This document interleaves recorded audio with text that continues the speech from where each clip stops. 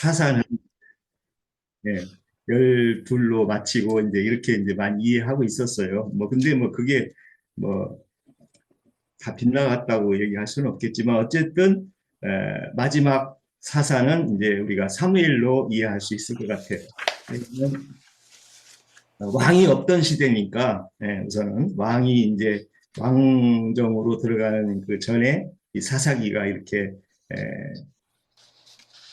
이어지고 그 왕이 없는 그런 주님이 이제 사실은 왕을 하셔야 되고 주님이 모든 그 통치하에 있는 것을 원래 이제 이스라엘 백성이 좀 더 이렇게 양망을 해야 되는데 뭐 자기 소견대로 했다는 게 이제 우리가 사사기잖아요. 그래서 이제 룻기를 통해서 이렇게 그 왕정 계열 주님의 그 계열을 이렇게 이제 전개하고 이어가는 걸 전개하고 우리가 이제 사무엘 상하를 이렇게 우리가 살펴볼 때 저는 이제 그 한나의 기도라고 우리가 저도 이제 세상 교회에 있을 때 한나가 기도를 많이 해서 이렇게 응답을 받아서 제사장으로 사무엘을 이렇게 갖게 되고 그걸 뭐 세상에서는 뭐 권사님들 기도 많이 하셔가지고 사역자, 목사를 이렇게 배출하는 걸 최고의 그 가치로 이렇게 이해를 하고 있고, 뭐 그게 사실 뭐 꼭 나쁘다기보다는 어떤 세상교회의 어떤 그런 한계 안에서는 뭐 그게 또 뭐 그들의 그 어떤 구하는 거겠죠. 근데 사실은 우리가 이렇게 그 한나의 기도를 통해서 보면은 내용으로 들어가면 우리 형제님한테 얘기를 듣지만 하나님 뜻을 이루고 하나님 그 경륜 안에 우리가 어떤 그 입장인가를 잘 이렇게 살펴볼 수 있을 때 그것이 정말 진리 안에 얼마나 우리가 그 풍요가 있는지 저는 좀 이렇게 생각을 해봅니다. 그래서 주님도 이제 그 요한복음 16장 24절이죠. 한번 읽어보겠습니다.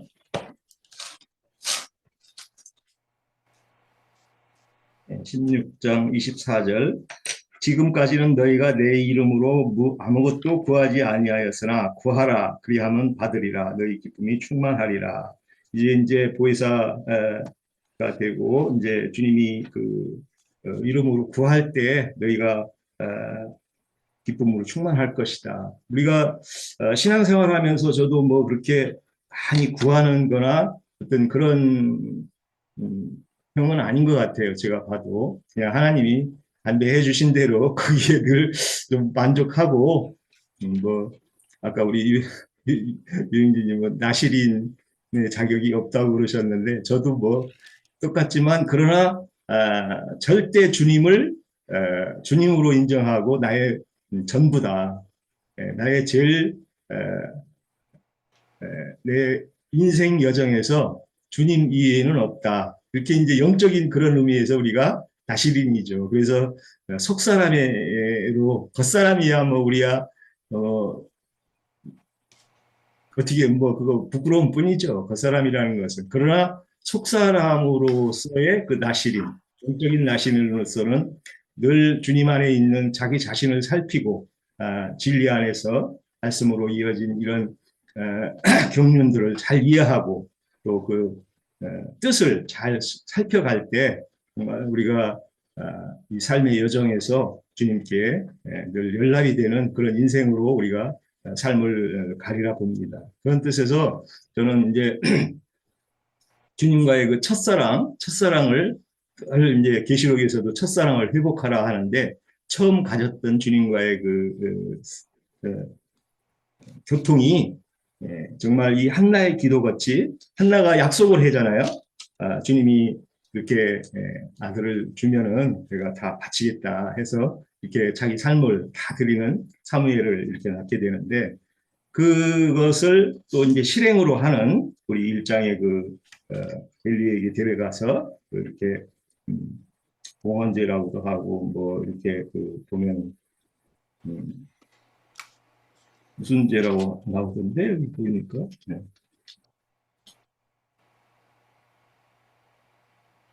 음. 예, 예, 예. 내년제로 해가지고 서원제를 이렇게 드리게 되는데, 뭐, 제사에 대해서는 저도 잘 이렇게 또 듣기는 들어도 잘 암기하지는 못하고 있어요. 그래서 가끔 형제님 이렇게 증거하는 걸 듣긴 들어도 잘 암기가 안 되더라고요.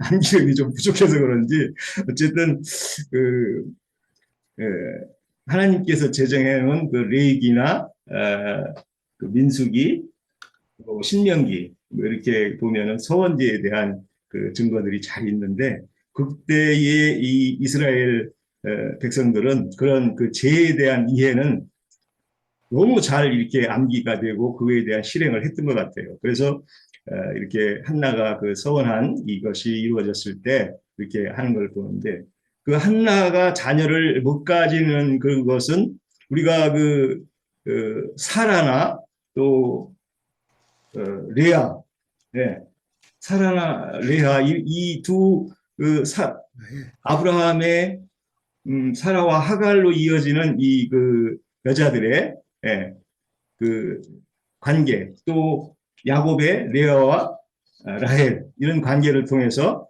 이 창세기에 있던 것이 또 이렇게 이스라엘 나라에서 이렇게 실현되는 것도 우리가 이렇게 살펴볼 수 있을 것 같아요. 거기에서는 이 약속의 자녀는 좀 귀하다는 거죠.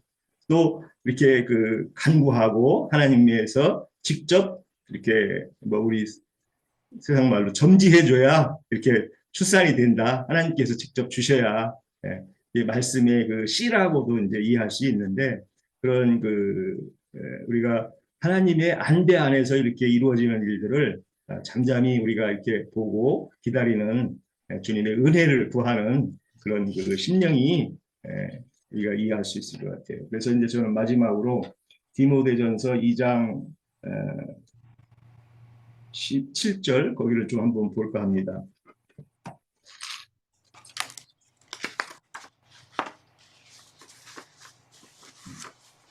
뭐 여기 이제 그 여자가 해산함으로 해서 구원을 받는다 그런 내용이죠. 그 한나가 기도해서 사무엘을 해산을 해서 그 사사의 마지막 대를 잇는 왕경기로 가는 그 기름 붓는 자의 위임을 잘 수행했던 것 같아요.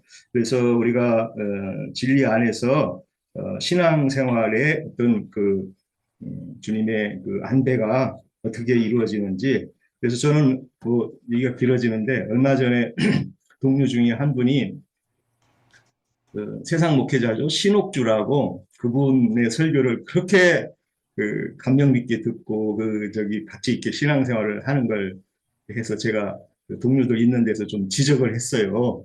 어떻게 자매가 이렇게 사역자로 하는 게 소위 여자가 어떤 가르치는 자로서는 위치가 합당하냐 그랬더니 왜 기령제는 지금 뭐 남존 여비 그게 다 끝난 지가 언젠데 아직도 그런 이상한 사상에 이렇게 있느냐 이렇게 저를 이렇게 또 책망을 해요. 그래서 그러면 바울 사도가 그렇게 디모데를 통해서 말하거나 또 첫 에덴 동산에서 그 여자인 하와가 먼저 범죄하고 자기 남편인 아담에게까지도 이렇게 타락하게 하는 그런 여정 속에서 이루어지는 이 구원사를 잘 이해를 해보면 우리가 얻은 시편 같은 데도 천에 한 명도 못 구하는 게 여자고 천에 한 명이 남자가 있다 이렇게 그런 증거도 있듯이 하나님은 사도들도 12사도를 가룟 유다는 타락했지만 변질됐지만 남자들을 사도로 해서 쓰고 씨를 가진 자를 대표해서 이렇게 사역을 이어가지 어떻게 그렇게 밭으로 된 여자를 통해서 여자는 사역자를 도와서 하는 걸로 이렇게 하지 그랬더니 참 뭐 그래도 별로 그렇게 동의를 안 하는 걸 참 보면서 어떤 개인이 가진 그런 자기 관념이 이게 해결되기가 참 쉽지 않다 이런 생각을 합니다. 그래서 바울 사도가 이 디모데를 통해서 이렇게 여자의 일치에 순종함으로 배우라 해서 여자가 12절입니다. 2장 12절 여자가 가르치는 것과 남자를 주관하는 것을 허락하지 아니하노니 오직 조용히 할지라. 여기서 아담하고 그리고 15절 그러나 여자들이 만일 정숙함으로써 믿음과 사랑과 거룩함에 거하면 그의 해사람으로 구원을 얻으리라. 그래서 교회 생활의 이 중요성과 우리가 질서와 또 어떤 하나님의 안배 안에서 이루어지는 일들을 우리가 이렇게 주목해서 보지 않으면 곁길로 갈 수 있는 우리의 신앙의 노선이 변질될 수 있는 그런 것을 이렇게 유념해야 된다 이렇게 봅니다. 마치겠습니다.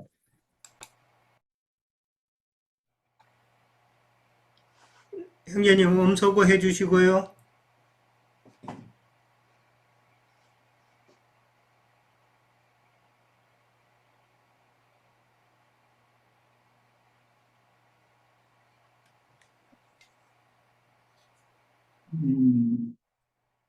네, 우리 지체들 모두 한 자리에서 얼굴 이렇게 볼 수 있게 돼서 너무 고맙고요. 내가 뭐 그때 참여하지 않아도 우리 이제 형제님들이 위형제님하고 기령제님하고 잘 동역해서 충분하게 말씀 잘 열고 우리 지체들 함께 은혜를 누리도록 하실 것이라고 난 믿습니다. 뭐 내가 구태여 뭐 첨언을 꼭 하고 싶은 것이 있었던 건 아닌데 그 한나라는 여자가 늦게까지 아이를 갖지 못해서 그렇게 멸시당하고 고통 중에 있다가 하나님 앞에 올라가서 기도를 했더니 그 기도라는 건 이제 향을 사른다고 그래요. 율법 제사의 형식으로는 그 분향이 하나님 앞에 상달되어서 하나님이 흠향하셨다. 그 한자어로는 연락한다 이렇게 표현하는데 우리 지체들이 알아들을지는 잘 모르겠는데 한자어를 많이 사용을 안 했던 분들이라 그 열자는 기쁠 열자고 나비라는 받아들인다 그런 뜻이에요. 그러니까 하나님께서 한나의 기도를 기쁘게 받으셨다. 이제 그런 말이죠. 그건 이제 향연을 흠양하셨다. 그런 이제 의미인데, 그 안에도 오늘 지금 레위기 그 22장 말씀을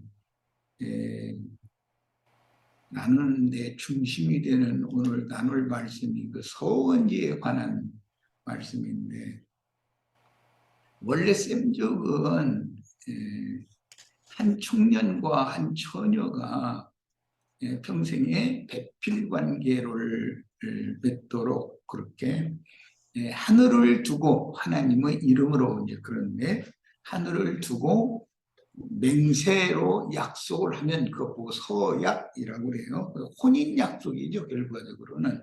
그런데 그러면 그것은 어떤 경우에도 그건 지켜야 되는 거예요. 그런 이제 윤리가 제사법으로 이어졌기 때문에 교계에서 눈 감고 손 들어서 백지 한 장 주고 거기다가 뭐 자기 연락처하고 이름하고 적고서 돈 얼마 내겠다고 이렇게 써서 헌금 약속을 하는 그런 용도로 이제 오남용을 하죠. 기독교계는. 그럼 그건 하나님과 서원을 한 것이기 때문에 꼭 지켜야 된다. 이제 그렇게 오용을 해요. 그런데 그 개념은 우리 지체들이 잘 이해를 하셔야 되겠어요. 한 남편이신 그리스도께 내가 나 자신을 온전히 아주 바칠 것이다. 그러면 주님도 기뻐하시면서 그 처녀를 너는 평생의 나의 배필이다라고 서로 맹약을 하면 이 혼인관계가 약혼이 성립이 되는 거예요.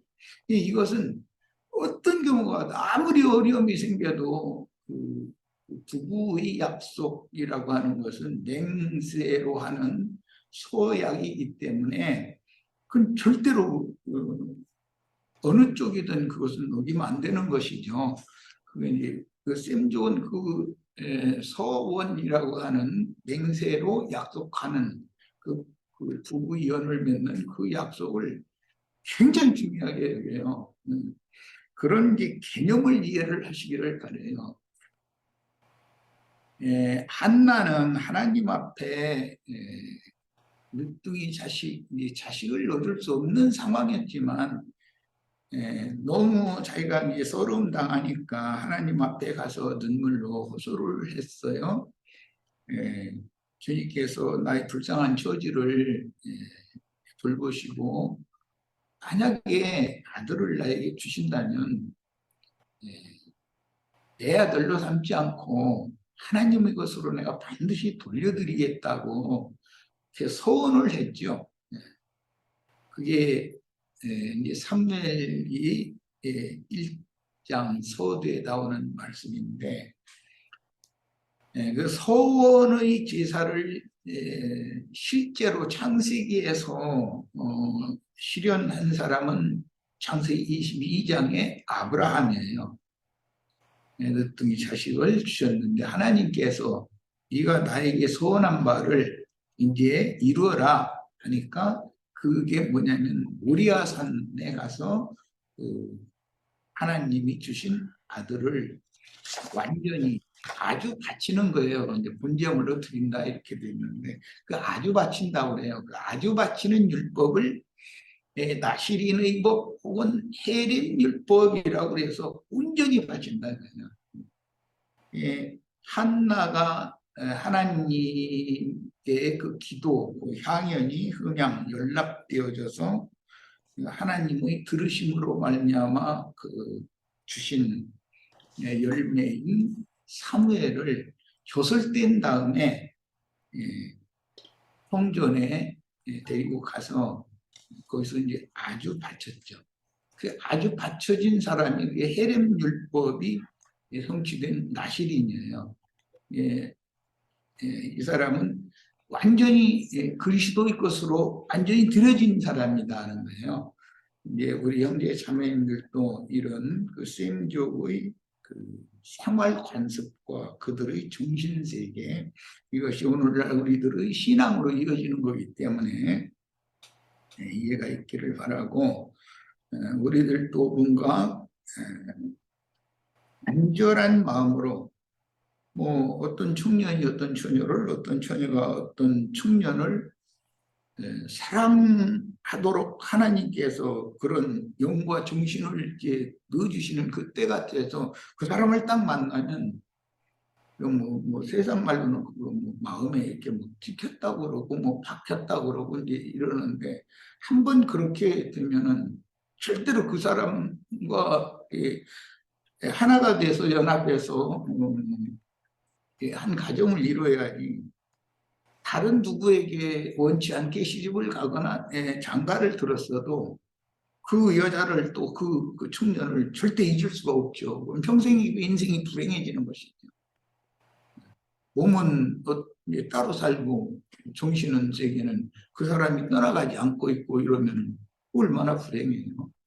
이제 그런 것이 신앙 세계에도 그대로 이어지기 때문에 간음을 한다라든지 뭐 우상숭배를 한다라든지 하는 것은 그게 자기가 사랑하는 사람과 맹약대로 서원대로 이루어지지 않았기 때문에 그런 결과가 오는 건데 이런 문제를 한꺼번에 다 설명하기는 어렵고 어쨌든 우리 형제 자매님들도 이제 그리스도의 것으로 다 드려진 나시린이고 헌신되어진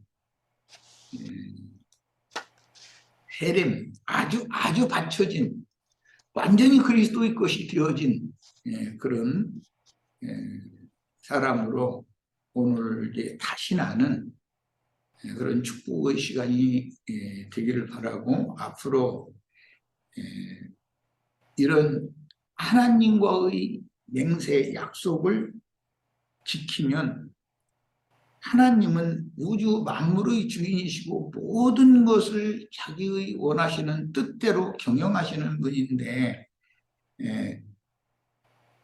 그분의 모든 신령하고 좋은 축복을 앞으로 마음껏 누리고 내 것이 되게 하는 그런 오늘 축복의 시간이 출발됐다 이렇게 생각하고 사무엘기를 시작을 하는 시간을 삼았으면 좋겠습니다. 이 정도에서 마칩니다.